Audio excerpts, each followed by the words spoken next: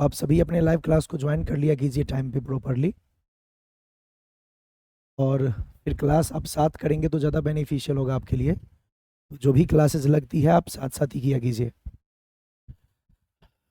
अभी आपको मैं कल जो हमने बेसिक इंट्रोडक्शन की बात की थी, तो अब थोड़ा सा आगे बढ़ेंगे, देखेंगे कि सिलेबस में हमें क्या चीज़ें पढ़नी है और उसको हम कैसे पढ़ने वाले हैं, सब कुछ डिस्कशन किया जाएगा आज। आपको कोई अगर प्रॉब्लम आती है तो आप चैट के माध्यम से भी बता सकते हैं। आपके चैट को रेगुलरली देखा जाता है, तो वो आपके लिए भी बेनिफिशियल है। किसी टाइप का कोई दिक्कत हो तो हमारे सामने स्क्रीन लगा होता है, आप वहाँ से देख लिया कीजिए। जो भी दिक्कत आती है बेहिचक आप चैट में मैसेज करेंगे तो आपको रिप्लाई दिया जाएगा। चलिए फिर, मैंने आपको बताया था पहले भी, हम लोग बेसिक मैथमेटिक्स के बारे में पढ़ने वाले हैं। तो बेसिक मैथमेटिक्स सबसे पहले हमें आगे भी जरूरत पड़ेगी। तो 11th हो 12 हो जो भी क्लासेस लगती है उसमें बेसिक मैथमेटिक्स का बहुत ज़्यादा रिक्वायरमेंट होता है, तो हम उसी को स्टार्ट भी करेंगे। बट उससे पहले आपको मैं चाहता हूँ कि एक बार आप देख लें कि नेक्स्ट हमारा सिलेबस क्या सब है। जैसा कि आप देख पा रहे हैं, मैंने आपको कल बताया भी था कि हमारे सिलेबस में टोटल 3 यूनिट है ना। तो पहला हमारा यांत्रिकी है, जिसको हम लोग मैकेनिक्स भी कहते हैं। दूसरा ऊष्मीय भौतिकी, और थर्ड हमारा तरंग होगा। तो सबसे पहले जो आप यांत्रिकी है उसमें आप क्या पढ़ेंगे, यांत्रिकी क्या चीज होती है। मैंने आपको कहा इसको हम लोग कहते हैं मैकेनिक्स। आपने पहले भी मैकेनिक का नाम सुना होगा।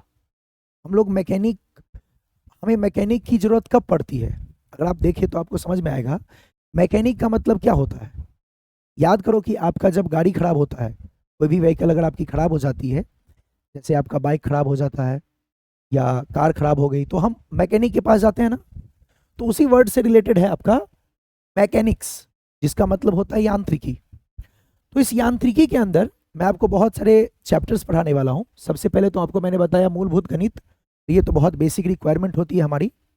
तो बेसिकली 11th में भी 12 में भी इसकी रिक्वायरमेंट होती है, ऐसा मैंने कल भी डिस्कशन किया था। और आगे भी अगर आप साइंस लेके पढ़ते हैं तो आपको इसकी जरूरत पड़ेगी। मूलभूत के अंदर हम लोग बताए थे आपको पिछले क्लास में कि इसमें 2 बेसिक टूल है जो हम लोग पढ़ेंगे। एक हमारा अवकलन है ना, और भी बेसिक मैथमेटिक्स में तो और भी बहुत कुछ है, पर जो मेन हम लोग पढ़ने वाले हैं। और दूसरा क्या था, समाकलन, है ना। 2 चीजें मैंने आपको बताया था कि मूलभूत गणित में आप लोग पढ़ोगे, जो सबसे ज्यादा यूज होगा। फिर इसके बाद क्या होगा कि ये पढ़ने के बाद जब हम लोग बेसिक मैथमेटिक्स पढ़ लेंगे, मूलभूत गणित को हम लोग कहते हैं बेसिक मैथमेटिक्स। तो जब हमारा मूलभूत गणित कंप्लीट हो जाएगा तो फिर हम नेक्स्ट चैप्टर की ओर मूव करेंगे, जिसका नाम है मात्रक एवं मापन, यूनिट्स एंड मेजरमेंट। मात्रक एवं मापन क्या होता है आप लोग जानते होंगे। मुझे नहीं लगता है कि मात्रक एवं मापन किसी को बताने की जरूरत है कि क्या चीज है। ऐसा देखा जाता है कि बचपन से ही हम अगर किसी काम को करने के लिए जाते हैं तो उसमें इसका यूज काफी फ्रिक्वेंटली होता है। जैसे आप समझो, जैसे आपको मैंने भेज दिया कि जाइए रस्सी लेके आ जाओ, घर में ही बोलेंगे कि कोई रस्सी लेके आना है, 2 मीटर रस्सी लेके आ जाओ, 4 मीटर रस्सी लेके आ जाओ। ये रोजमर्रा की जिंदगी में बहुत ज्यादा हम लोग यूज करते हैं। कहीं पे आपको घर में भेजा गया कि कोई सामान खरीद के लेके आना है, जैसे चावल लेके आना है, तो आपको पहले बोला जाता है कि जाके 2 केजी चावल लेके आ जाओ, 5 केजी चावल लेके आ जाओ। तो ये जो आप बोल रहे हो 5 केजी 2 मीटर, ये केजी क्या है, मीटर क्या है, ये एक मेजरमेंट है। तो लंबाई का मेजरमेंट मीटर में आप करते हैं, द्रव्यमान का मेजरमेंट केजी में आप करते हैं। तो जो भी मेजरमेंट आप करते हैं उसका कोई ना कोई मात्रक होता है, कोई ना कोई इकाई होता है।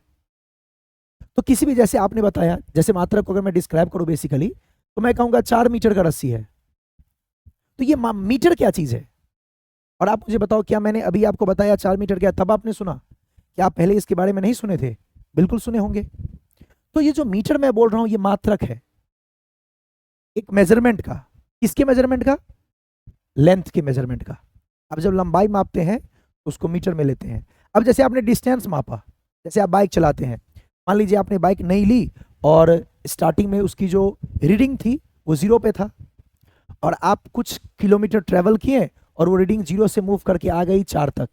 अब इसमें आप समझ गए कि ये किलोमीटर की रीडिंग है, तो ये हो गया 4 किलोमीटर। तो आपने ये जो किलोमीटर का रीडिंग लिया, ये क्या चीज़ है? ये है जो आपने डिस्टेंस ट्रेवल किया।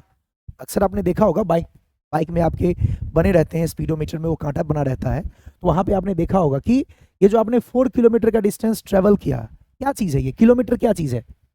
ये लंबाई का मापन है, लेंथ का मापन है। तो ये सब चीज़ जो मैं आपको अभी बता रहा हूँ कि किलोमीटर हो गया। फिर उसी तरीके से समय, आप बोलते हैं कि आज आपने 2 आवर्स पढ़ाई की, 2 घंटे आपने पढ़ा, तो ये जो आपने आवर्स मेजरमेंट किया, ये क्या चीज़ है? ये भी मात्रक है। किसका? समय का।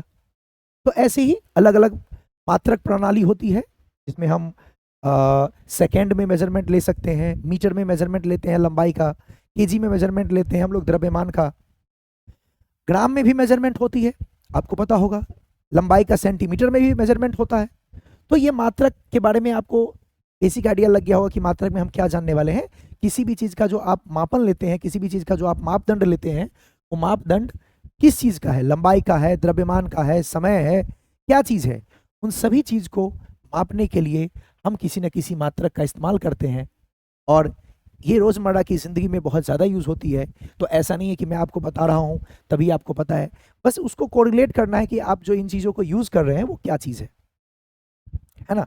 तो आप जो भी यूज़ कर रहे थे आज तक, द्रव्यमान को मापने के लिए केजी का इस्तेमाल कर रहे थे, समय को मापने के लिए सेकंड या आवर्स का इस्तेमाल कर रहे थे, तो ये सब क्या चीज़ है? ये सब जो आप बोल रहे हो 4 मीटर, मात्रक है। अच्छा, एक बात और, जब भी आप किसी भी चीज़ का मापदंड लेते हैं तो आप सिर्फ मात्रक नहीं बोलते, ऐसे नहीं बोलते मीटर या किलोमीटर या केजी, हम ऐसे नहीं बोलते।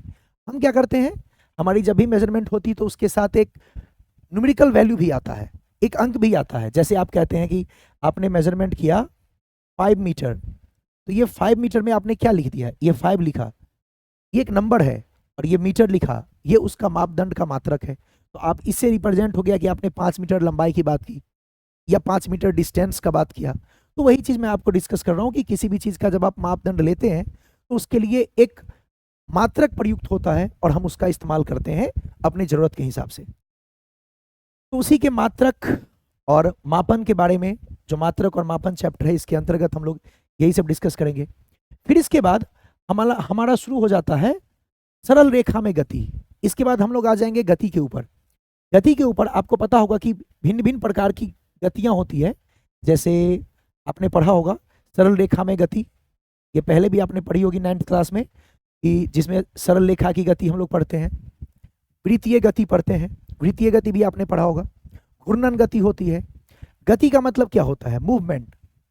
तो जब भी मूवमेंट होती है, जब भी कोई चीज एक जगह से दूसरी जगह मूव करता है, तो हम बोलते हैं कि जो हमारा वस्तु है, जो हमारा पार्टिकल है, वो गति कर रहा है। तो गति करने के लिए अलग अलग प्रकार की गतियां हो सकती है। जैसे हमें क्या पढ़ना है, तो हमें पढ़ना है सरल रेखा में गति। कोई भी चीज है, कोई भी गाड़ी है, कोई भी पार्टिकल है, कोई भी बॉक्स है, मान लीजिए ये सीधा चल रहा है, अब ये सीधे पाथ पे लगातार मूवमेंट कर रहा है, कैसी गति हो जाएगी? नाम से यह स्पष्ट है, सरल रेखा में गति का क्या मतलब हुआ कि जो भी गति हो रही है वो बिल्कुल सीधी हो रही है। सरल रेखा मतलब सीधी रेखा। तो इसमें हम गति का चर्चा करेंगे। गति का चर्चा करने का मतलब हो गया कि किसी व्यक्ति का, किसी वस्तु का स्थिति परिवर्तन होगा, वो एक जगह से चल के दूसरे जगह जाएगा। अच्छा, आप खुद सोचो, अगर एक वस्तु एक ही जगह पे लगातार रुका रहे तो क्या उसको हम गति कहेंगे? नहीं, फिर वो हमारा हो जाएगा विराम। तो जिस तरीके से हम बात करते हैं गति का, तो गति का मतलब होता है कि वस्तु या व्यक्ति जो भी है वो एक बिंदु से चल के दूसरे बिंदु पर जा रहा है, उसकी स्थिति परिवर्तन हो रही है। तो हम इसके बारे में पढ़ेंगे कि गति कितने प्रकार के हैं, फिर गति कौन सा गति कैसे निकालना है, उस गति के बारे में क्या समीकरण है ना, इन सभी चीजों का अध्ययन करेंगे। गति के लिए बल लग रहा है तो वो किस तरीके का बल लग रहा है, इन सभी चीजों का अध्ययन हम करने वाले हैं किसमें? गति चैप्टर में। तो ये जो आप देख रहे हैं सरल रेखा में गति या समतल में गति, ये दोनों का दोनों शुद्ध गतिकी में आता है, जिसको हम लोग कहते हैं काइनेमेटिक्स, है ना। तो ये दोनों का दोनों कहलाता है शुद्ध गतिकी। ये दोनों पार्ट जो है वो शुद्ध गतिकी का पार्ट है। तो शुद्ध गतिकी में हम पढ़ेंगे सरल रेखा में गति और समतल में गति। अच्छा, समतल में गति क्या है? आप जानते हैं तल क्या होता है? जैसे आपने सरल रेखा कहा एक सीधी रेखा है, वैसे तल का मतलब क्या होता है? समतल में गति जब भी होती है तो वो द्विविमीय गति होता है, यानी जैसे आपने किसी ऑब्जेक्ट को ऐसे प्रोजेक्ट कर दिया, अब ये इस तरीके से जाके मूवमेंट कर रहा है। अब इसको अगर आप देखेंगे तो ये एक्स और वाई दोनों से बना हुआ तल में गति कर रहा है, देख लीजिए। तो जब कोई तल में गति होती है तो उसे हम लोग समतल गति कहते हैं। जब किसी सरल रेखा में गति होती है या सीधी रेखा में गति होती है तो उसे हम सरल रेखा गति कहते हैं। तो समतल गति का मतलब होता है तल में गति करना, है ना। तो जैसे आपने एक्स अक्ष वाई अक्ष मिला के एक तल बना दिया, तो उस तल में कोई वस्तु गति कर रही है या कोई व्यक्ति गति कर रहा है तो उसको हम लोग समतल गति कहेंगे, है ना। जैसे आपका वृत्तीय गति देख लो, वृत्तीय गति में आप क्या करते हैं, कोई भी पार्टिकल एक वृत्ताकार पथ पे चल रहा है, तो क्या हो रहा है इस वृत्ताकार पथ पे? देखिए ये एक तल बना हुआ है, किससे? वाई अक्ष और एक्स अक्ष से मिलकर एक तल बना, और इस तल में ये लगातार गति करता जा रहा है। अब मान लीजिए ये गति कर रहा है वृत्ताकार पथ पे, कैसा गति है? ये समतलीय गति है। तो सरल रेखा का गति अगर जब भी होती है इसका मतलब होता है कि वो गति बिल्कुल सीधा पथ पे चल रहा है, और समतलीय गति जब भी होती है इसका मतलब होता है जो गति है वो किसी तल में हो रहा है ना, किसी समतल में हो रहा है, किसी प्लेन में हो रहा है। तो जब गति किसी तल में किसी प्लेन में होती है उसे हम लोग समतलीय गति कहते हैं। फिर आगे चल के हम लोग पढ़ेंगे गति का नियम। अब आप जानते हैं कि न्यूटन के द्वारा गति के नियम दिए गए थे, आपको पता है। जैसे आपने न्यूटन का गति नियम जब भी पढ़ा होगा तो आपने पढ़ा होगा फर्स्ट लॉ, प्रथम गति नियम, सेकेंड लॉ, है ना। तो इस तरीके से थर्ड लॉ, आपने न्यूटन के अलग अलग गति का नियम पढ़ा होगा। तो गति के नियम का मतलब क्या हुआ? सिंपल सा लॉजिक अगर आप समझें इसमें, तो गति होने का क्या कारण है आप बताइए। इसमें जो हम पढ़ रहे थे वो गति के बारे में था कि गति कैसी होगी, सरल रेखा में होगी या किसी समतल में होगा। लेकिन जब आप गति किसी वस्तु को करवाते हैं तो गति होने का कितना कारण है? अगर आप उसके कारणों के बारे में सोचे तो आपको पता लगेगा कि गति होने के लिए कौन कौन से कारण हैं। किसी भी गति का क्या कारण हो सकता है आपको पता है? किस कारण से गति होती है? सोचो आप एक बार। किसी को भी गति करने के लिए किन किन चीज की जरूरत पड़ेगी? तो हमारे गति के लिए बेसिकली दो चीज होती है, दो चीज रिस्पॉन्सिबल है जो सामान्य वे में आप जानते हैं। एक होता है बल। जैसे मान लीजिए कोई भी वस्तु गति कर रही है, आप खुद सोचो कोई वस्तु रखा हुआ है और उस वस्तु को गति में लाना है, जैसे यही रखा हुआ है इसको गति में लाना है, तो आप क्या कर रहे हैं? इसके ऊपर हम बल आरोपित कर रहे हैं।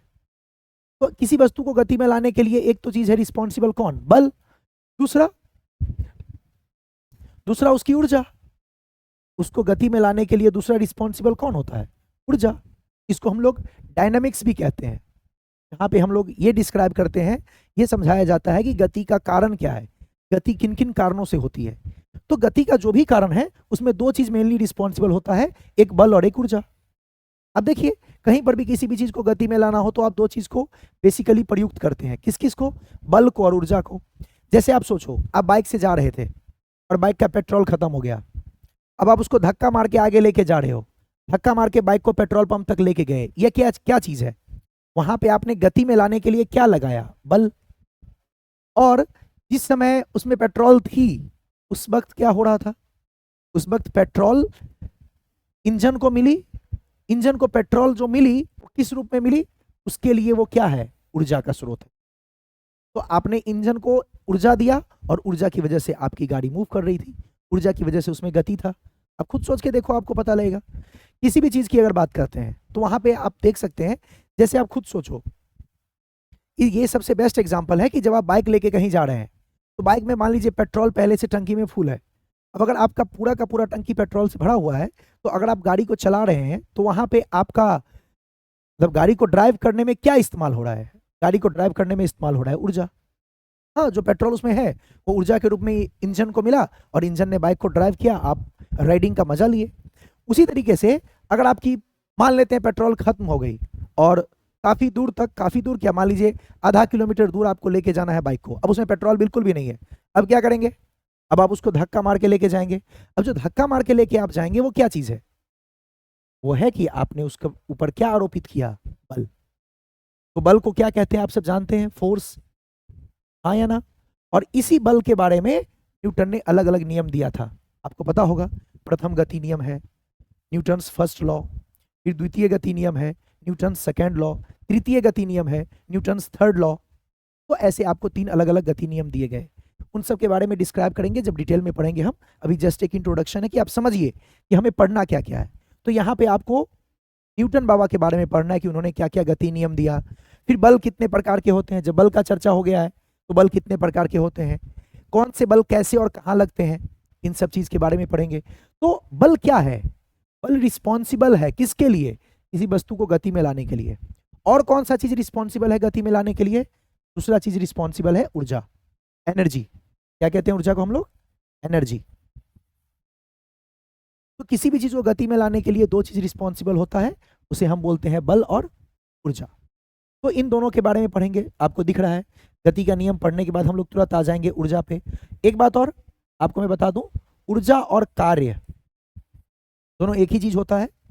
कई बार इस चीज को समझाने के लिए मैं एक छोटा सा कंसेप्ट यूज करता हूं, क्या, जैसे कार्य ऊर्जा शक्ति जब हम पढ़ेंगे तो इसमें आपको बताया जाएगा, लगभग तीनों सिमिलर ही है। तो कार्य क्या चीज होता है, तो आप ये समझो, आपके शरीर में 100 जूल ऊर्जा है, ये तो सभी बच्चे जानते होंगे। ऊर्जा का मात्रक क्या होता है, जूल। आप मुझे बताइए, आप मुझे कितना कार्य करके दे सकते हो, 100। आपके पास जितनी ऊर्जा है उतना ही तो काम करेंगे। तो आपके पास मान लीजिए ऊर्जा है 100 जूल का, और आपने काम किया और आपकी ऊर्जा खत्म हो गई। काम करते करते करते करते आपकी कार्य करते करते सारी ऊर्जा खत्म होकर 0 जूल हो गई, तो काम रुक गया। तो आप मुझे बताइए आपने कितना ऊर्जा काम किया, 100।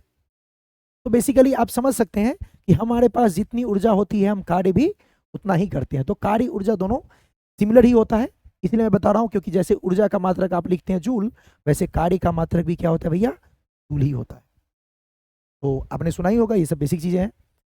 फिर हम लोग पढ़ेंगे कणों का निकाय। कणों का निकाय क्या होगा, बहुत सारे कण होंगे और आपसे पूछा जाएगा ऐसे, बहुत सारे कण दे दिए जाएंगे। निकाय मतलब क्या होता है, सिस्टम। हम तो सुने होंगे आप लोग, सिस्टम का मतलब होता है निकाय, है ना। बहुत सारे पार्टिकल्स को हमने एक साथ इकट्ठा कर दिया तो ये सारे पार्टिकल्स का क्या बन गया, एक सिस्टम। तो कण का मतलब हो गया पार्टिकल, बहुत सारे पार्टिकल है। देखिए यहाँ पे बहुत सारा पार्टिकल मैंने रख दिया, ऐसे ऐसे ऐसे बहुत सारे पार्टिकल्स जोड़ दिए, 1 2 3 4 5 6 बहुत सारे पार्टिकल्स मैंने यहाँ पे जोड़े।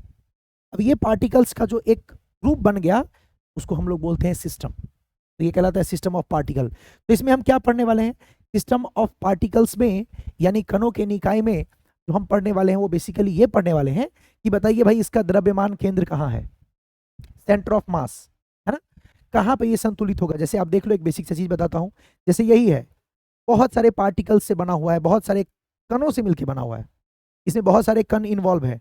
अब मुझे इसका निकालना है कि इसका द्रव्यमान केंद्र कहाँ है। द्रव्यमान केंद्र कहाँ है, कैसे निकालेंगे, तो जस्ट एक बेसिक आइडिया दे रहा हूँ, कहाँ पर ये संतुलित हो जाएगा, है ना। तो देखिए, अगर आप इसको चेक करते हैं तो ऐसे कुछ देख लीजिए, है ना, इस जगह पे ये बिल्कुल संतुलित हो गया, तो यहाँ पे इसका द्रव्यमान केंद्र होगा। तो इस तरीके से आप समझ सकते हैं, जो कणों का निकाय है उसमें हम ये पढ़ने वाले हैं कि कोई भी चीज का द्रव्यमान केंद्र कहाँ है, या कोई भी चीज कहाँ पे जाके संतुलित हो रही है। इन चीजों के बारे में अध्ययन पढ़ेंगे हम कणों के निकाय में, जहां पे बहुत सारे कण लिए जाएंगे। फॉर एग्जाम्पल मैं आपको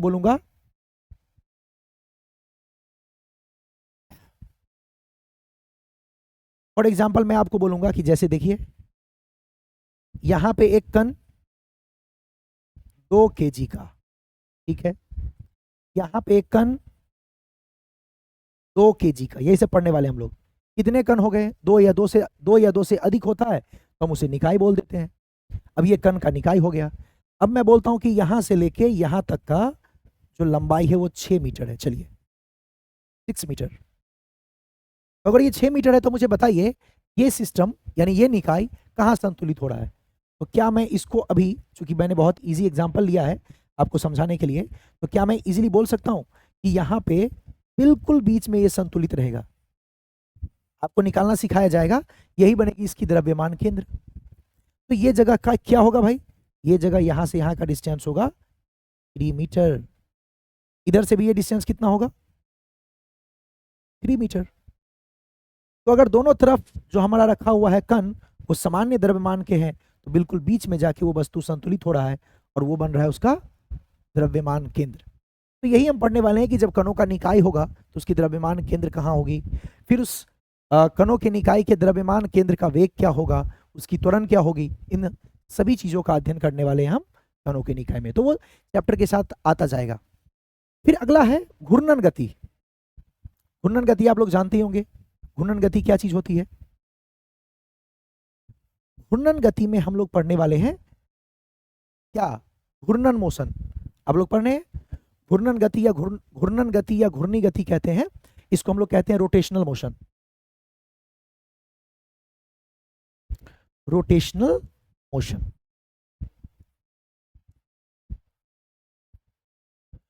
नाम से स्पष्ट है, घूर्णन का मतलब क्या, घूम रहा है। यस और नो? कोई चीज घूम रहा है, जैसे आपके गाड़ी का पहिया घूम रहा है, कैसी गति है, घूर्णी गति है, लगातार घूमती जा रही है। अब जैसे आप किसी वस्तु पे बल लगाते हैं तो वस्तु चलता है, ऐसी किसी वस्तु को घुमाने के लिए क्या लगता है, बलाघूर्ण। नाम सुने होंगे। जब कोई वस्तु घूर्णी गति में होती है, जैसे कोई वस्तु गति में है, क्या फर्क है दोनों में, देख लीजिए। जैसे मान लीजिए ये कोई डिस्क है, कोई पहिया ले लीजिए और ये उसका केंद्र है। अब हमने क्या किया, इसको ऐसे घुमा दिया, अब ये लगातार ऐसे घूम रही है, कैसी गति है, घूर्णी गति। आपने एक बॉक्स लिया, ये आगे चल रहा था बिल्कुल सीधा, क्या था ये, सरल रेखा में गति। उसी तरीके से आप इस पहिए को लगातार घुमा रहे हैं, ऐसे आप जो इसे घुमा रहे हैं ये क्या है, घूर्णी गति। तो जिस तरीके से आप इसको चलाने के लिए पीछे क्या लगाते थे, बल, वैसे जब आप इस पे लगाएंगे बल तो ये बन जाएगा बलाघूर्ण। और अब पढ़ेंगे आगे चल के, मैं पढ़ाऊंगा, जो बलाघूर्ण होता है वो होगा बल गुने लंबवत दूरी। इसको हम लोग R vector cross F vector से भी पढ़ेंगे, बट भैया बेसिकली समझिए घूर्णी गति में क्या चीज होती है, किसी भी चीज का घूर्णन, घूमना। सरल रेखा गति में किसी भी चीज का सीधा चलना, घूर्णी गति में किसी चीज को घूमना। तो वही चीज हम पढ़ने वाले हैं घूर्णी गति में, जिसको हम लोग रोटेशनल मोशन कहते हैं। तो ये चीज हम पढ़ने वाले हैं कि कोई भी चीज जब घूमती है तो उस पर बल कैसे काम करता है, उसका जड़त्व क्या होता है ना, उसको जड़त्व आघूर्ण कहते हैं। जब बल लगाते हैं तो बल कैसे बलाघूर्ण बन जाता है, बलाघूर्ण बल के मदद से कैसे निकालते हैं। जैसे सोचिए आप खुद ही नट बोल्ट खोलते होंगे आप, तो नट बोल्ट खोलने के लिए जो आप घुमाते हैं तो आप देखो उसमें घूमता है ना। आपने देखा होगा कई बार जो बस होती है, कभी पंक्चर हो जाए, बस को रोक के जो कंडक्टर होता है वो जब उसके व्हील को, पहिए को खोलता है तो आपने देखा होगा उसमें जो रिंच लगा के घुमाता है वो, तो उसमें नट बोल्ट को खोलने के लिए वो घुमाता है। वो क्या चीज है, घूर्णन गति, वहां पे घूर्णित किया जाता है। और जो बल लगाता है वो बल क्या बन जाता है, उसको घुमाने के लिए बलाघूर्ण। जहां पर भी आप जिंदगी में किसी चीज को घूमते देखेंगे आप समझ जाएंगे कि वहां पे क्या काम कर रहा है, बलाघूर्ण। बल लगाने से कोई वस्तु चल रही थी और वही बलाघूर्ण जब लगती है तो वस्तु घूमती है अपने अक्ष के सापेक्ष, तो वो कहलाता है बलाघूर्ण। क्लियर है? तो आप जब भी किसी चीज को घुमा रहे हैं तो वो घूर्णी गति हो गई, और जब आप इस पे बल लगा रहे हैं तो ये बल उसको घुमाने के लिए क्या बन जाता है, बलाघूर्ण। कैसे बनता है, तो बलाघूर्ण का सूत्र होता है बल गुने लंबवत दूरी। अक्ष से जो भी दूरी है उसको आप मल्टीप्लाई करेंगे बल के साथ, बलाघूर्ण बन जाएगा। तो इस तरीके से हम लोग बलाघूर्ण के बारे में जानते हैं कि कैसे वस्तु को घुमाता है, और इसके जड़त्व को हम लोग पढ़ाएंगे आगे चल के, आप पढ़ेंगे जड़त्व आघूर्ण। तो ये सब आपको दिमाग में रखना है कि घूर्णी गति में हम क्या पढ़ने वाले हैं, जहां कोई वस्तु घूर्णन गति में होता है। फिर उसी प्रकार से अगला है हमारा गुरुत्वाकर्षण। जानते हैं आप सब बहुत पहले से, गुरुत्वाकर्षण आपने और जूनियर क्लास में भी पढ़ा होगा, ये पहले भी आया था। गुरुत्वाकर्षण क्या है भाई, ग्रेविटेशनल फोर्स क्या होता है, ये बहुत बेसिक सा कंसेप्ट है जो आप जानते हैं। एक द्रव्यमान है m1, दूसरा द्रव्यमान है m2। ये दोनों द्रव्यमान एक दूसरे को अपनी ओर क्या कर रहे हैं, आकर्षित कर रहे हैं। क्या ये प्रतिकर्षण करेगा, कभी नहीं। प्रतिकर्षण क्या होता है, दूर भेजना। प्रतिकर्षित करना मतलब क्या करना, दूर भेजना। आकर्षित करना मतलब क्या करना, पास खींचना। तो दो द्रव्यमान जो रखे होते हैं वो एक दूसरे को अपने पास खींचते हैं। ये क्या है, ये द्रव्यमान को ये अपनी ओर खींच रहा है, ये द्रव्यमान को ये अपनी ओर खींच रहा है। ये कौन सा चीज है, यह गुरुत्वाकर्षण बल। तो हम इसके बारे में पढ़ेंगे।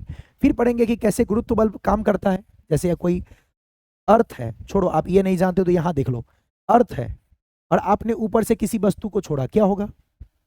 इस वस्तु को ये अर्थ अपनी ओर खींचेगी ना? नहीं यकीन है तो आप किसी ऑब्जेक्ट को छोड़ के देख लो। अगर मैं इसको ही अपने जगह पे छोड़ूं तो क्या होगा? ये इसको नीचे खींच लिया जाएगा। धरती माता इसको नीचे की तरफ खींच रही है, कौन सा बल काम कर रहा है? गुरुत्वाकर्षण। इसको गुरुत्व बल भी कहेंगे हम। तो जब भी आप किसी वस्तु को छोड़ते हैं और कोई द्रव्यमान के प्रभाव के कारण उस वस्तु को अपनी ओर खींचा जा रहा है या आकर्षित किया जा रहा है, वो है गुरुत्वाकर्षण बल। तो दो द्रव्यमान के बीच में जो बल लगती है वो क्या चीज है? गुरुत्वाकर्षण बल, है ना? तो कोई भी चीज अगर आप लोग को दिक्कत आती है तो आप चैट के माध्यम से मुझे बताइएगा, तो फिर मैं रुक के उसको डिस्क्राइब कर दूंगा। तो किसी भी टाइप का कोई दिक्कत आए तो आप जरूर बताएं और फिर मैं उसको आराम से डिस्कस भी कर लूंगा। चलिए, अब समझ गए गुरुत्वाकर्षण बल क्या है?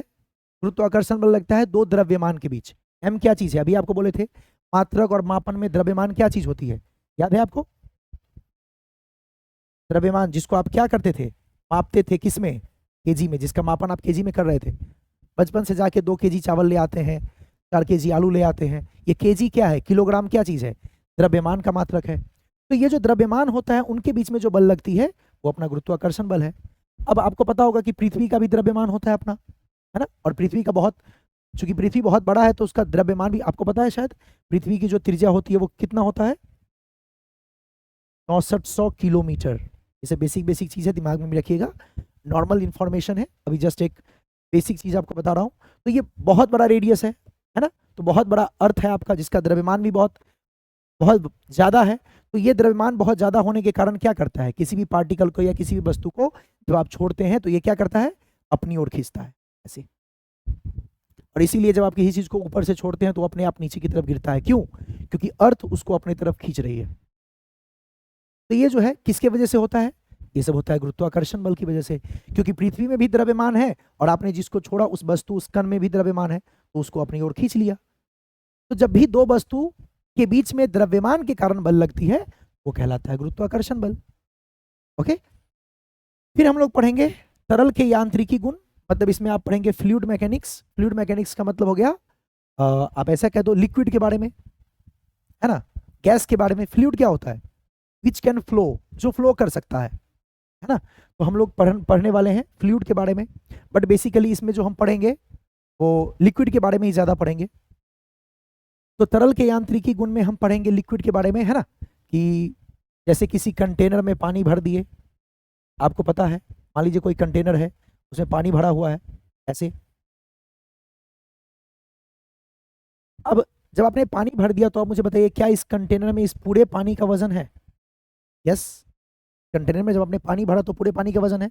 तो क्या वो पानी यहाँ पर बल और दाब भी लगा रहा होगा? बिल्कुल लगा रहा होगा। जब आपने इसमें पानी भरा है तो अभी आपने बोला था कि द्रव्यमान जो है उसको धरती माता अपनी ओर खींच रही है, तो उसके कारण इस पे कुछ ना कुछ तो फोर्स लगेगा। तो ये जो फोर्स लगा रहा है यहाँ बर्तन के ऊपर, याद देखना ना, बर्तन का जो बेस है यहाँ पे जो फोर्स लगा रहा है, इसके कारण यहाँ पे दाब भी आएगी। और आपने पढ़ा होगा शायद जो प्रेशर का फॉर्मूला होता है, जो दाब लगती है कितना होता है? रो जी एच। तो इस जगह पे जो प्रेशर लगाया जा रहा है वो रो जी एच होगा। इस फ्लूइड की वजह से, इस पानी की वजह से, इस लिक्विड की वजह से। तो जो आप पढ़ेंगे अभी कि दाब कितना होता है किसी लिक्विड का, है ना? फिर और भी बहुत कुछ इसमें पढ़ने वाले हैं। फिर बर्नौली इक्वेशन आप पढ़ोगे, वो क्या चीज होती है ना? फिर पढ़ेंगे फ्लूइड जब गति में आती है तो क्या होता है। तो ये सारा चीज हम पढ़ेंगे किसके बारे में? लिक्विड के बारे में। तो ये सारा चीज आपको पढ़ना है तरल पदार्थ के बारे में, जिसको हम लोग बोलेंगे तरलों के यांत्रिकी गुण। तो ये चीजें आपको पढ़ना है फर्स्ट यूनिट में, जिसका वेटेज सबसे अधिक होगा, अराउंड 70%। आप कह सकते हैं 60 to 70%, 60 to 70% इसी पार्ट को कवर करेंगे। फिर उसी तरीके से बेसिक इंट्रोडक्शन हमारा चलेगा उष्मीय भौतिकी के बारे में, जहां हम लोग ऊष्मा के बारे में पढ़ेंगे। ऊष्मा के बारे में आप पहले भी जानते होंगे, ऊष्मा क्या है? एक प्रकार का ऊर्जा, है ना? तो जिसको हीट कहते हैं हम। तो हम लोग ऊष्मीय के भौतिकी के बारे, ऊष्मीय भौतिकी में क्या सब पढ़ने वाले हैं? ऊष्मीय ऊर्जा के बारे में। उसमें क्या क्या चीज है ऊष्मीय ऊर्जा में पढ़ना है? ताप एवं प्रसार। जब आप किसी चीज को गर्म करते हैं तो वो प्रसारित हो जाती है, की लंबाई बढ़ जाती है। तो वो कैसे बढ़ता है, कितना बढ़ता है, सभी मेजरमेंट के बारे में हम लोग पढ़ेंगे ताप एवं प्रसार में। इसी प्रकार से कैलोरीमिति, जैसे आपने पढ़ा होगा कि 10 ग्राम पानी को 20 डिग्री सेल्सियस से 100 डिग्री सेल्सियस तक गर्म करना है, कितनी उष्मा लगेगी। कैलोरीमीट्री का मतलब होता है कैलोरीमेट्री, उष्मा का मापदंड, उष्मा का मेजरमेंट कि किस काम में कितनी उष्मा खर्च हो रही है। पानी को गर्म करने में कितना उष्मा खत्म हुआ, या कोई आइस बनाए तो कितना उष्मा उसमें लग रहा है आइस को वाटर बनाने में, या वाटर से जब आपने आइस बनाया तो उसमें से कितना उष्मा आपने बाहर निकाली। तो इन सभी चीज के बारे में पढ़ेंगे हम लोग कैलोरीमिति के अंदर।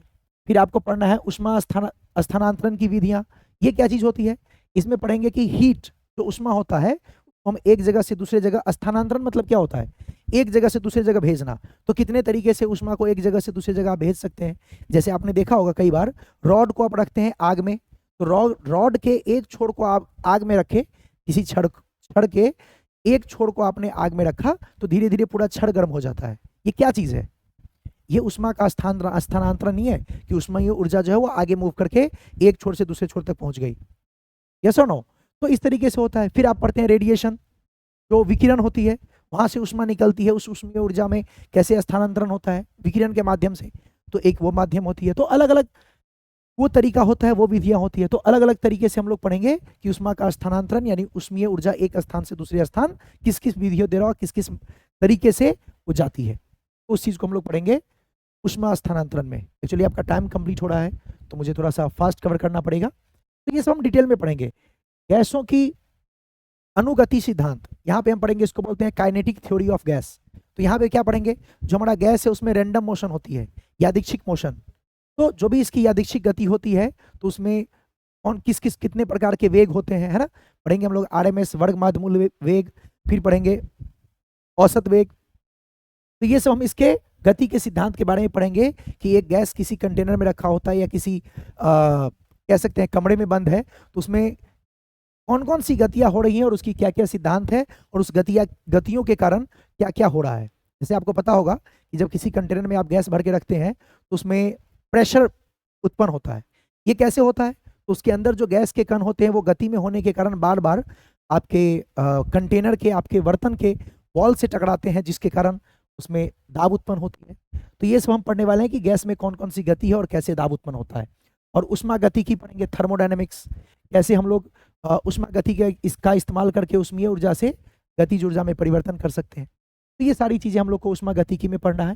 उष्मीय ऊर्जा से गतिज ऊर्जा में परिवर्तन के बारे में पढ़ेंगे। फिर इसमें कौन कौन सी कार्य होगी, है ना, आइसोथर्मल समतापीय, है ना, तो इस तरीके से आइसोबैरिक समदाबीय, है ना, आइसोकोरिक समायतनिक, एडियाबैटिक रुदोष्म। तो ये सारा चीजें प्रक्रिया होती है इसके अंदर, सबके बारे में हम लोग डिटेल में पढ़ेंगे।